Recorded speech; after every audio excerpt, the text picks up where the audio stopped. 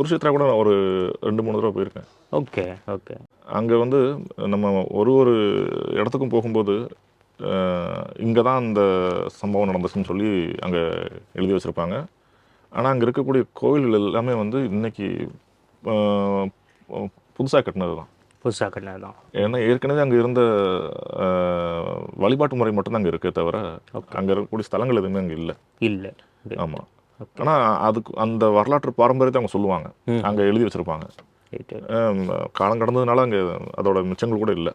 இல்ல. ஆனா, அங்க வந்து இன்னைக்கு இன்றைய அரசு வந்து அங்க அத கட்டி எழுப்பிட்டு இருக்காங்க. கட்டி எழுப்புறாங்க. பரவால்ல. ஆமா. நல்ல விஷயம். அங்க கூட நான் தமிழ் கல்வெட்டு பார்த்துருக்கேன். ஓஹோ! ஒரு தானம் குடுத்துருப்பாங்கன்னு நெனைக்கிறேன். சரி.